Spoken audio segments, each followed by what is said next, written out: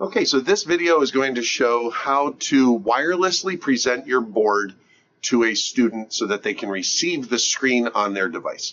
So I just logged into the board, and that's important because I need to be logged in because that up in the upper left-hand corner is the board name right now. I've set mine to be my last name. I think it's your email address to start, but there's an easy way in the settings to switch that.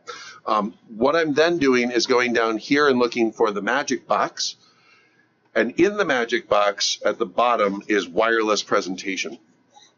So I'm going to show the teacher side, and then the next part of this video will be the student side. So on the teacher side, I do the slider bar here. And what I'm going to do is, once these two zones here pop up, the first one is present, and the second one is receive. And so I'm going to be looking at this first one today. We're trying to take the screen on the board and send it out to a student device. So the student, and you're going to see this in the next part of the video, the student's going to log in and join the session right from Chrome. And again, you'll see that in the next part of the video. But right now I'm going to join as myself. And when I request to receive the screen, again, you'll see that in just a moment, what that looks like.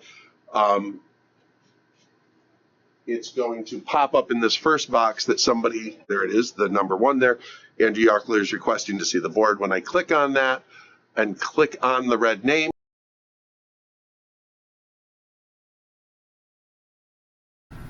so I'm going to back up here and show how the student joins the presentation. So on ClassLink, we're looking for the My Viewboard tile. When I click on the My Viewboard tile, if I'm not automatically logged in with Google, I would select Google from the options to log in. And what we're looking for is this My Viewboard tile in the apps here. When you click on the triple dot or snowman, you hit join a session. And that's where I type in that name that was in the upper left-hand corner, which we'll see in just a moment. There's the viewboard name and my name. Now this would be the student's name if it was their view. And then what I want to do in this case is receive a screen. I want to get that presentation over onto my device. So when I submit that, you might have heard the chime there, the same thing I showed in the earlier part of the video. I am now in the wireless presentation. So I'm going to keep recording on this side, but what we're going to see is I can go full screen here. It'll hold the whole screen up, and then whatever the teacher does on this side will now be live broadcast to the student view. So anything that I pull up on screen, whether it's, I don't know, a math lesson that I'm doing with polygons or whatever, you're just going to see everything on screen is the same.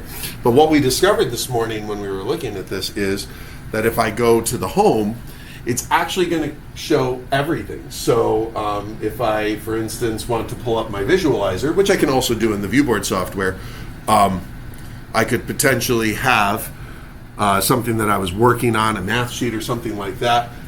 It's at the board level, so I'm going to, on the board, I'm going to annotate here by just pulling up the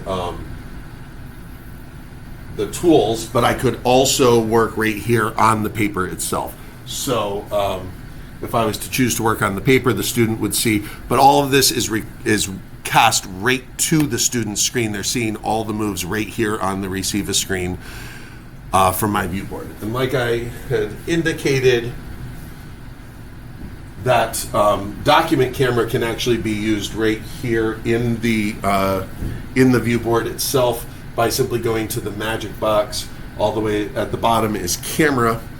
And if I choose the external camera, there is that same sheet, and I can take my screenshot of it right there. In fact, I no longer need the document camera because now I have that piece of paper becomes a manipulative in the software. But as you're noticing, all of the stuff that I'm doing here at the board level, the notes that I might give, work that I might do on this, all of that is simply being broadcast to the student's screen. And at any point, the student can hit capture and it grabs it and puts it to the side. So as I'm working through my lesson, the student could potentially be capturing notes along the way. And then when they're done, they click download all as a PPTX, I'm going to talk with ViewSonic to see if there's a way to make that Google Slides. But what's neat is here is that slide deck, and it creates a slide deck of notes right from those screen captures out of this receive side.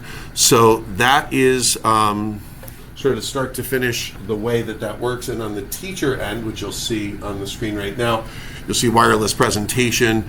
It's still presenting out to one recipient. Just takes a second to load here. It is still presenting out to that one recipient, and if I want, I can click on that and untoggle by clicking the name another time, and then it stops sharing on the screen here. If you have any more questions, reach out to one of the digital learning coaches. We'd be glad to help you out with this.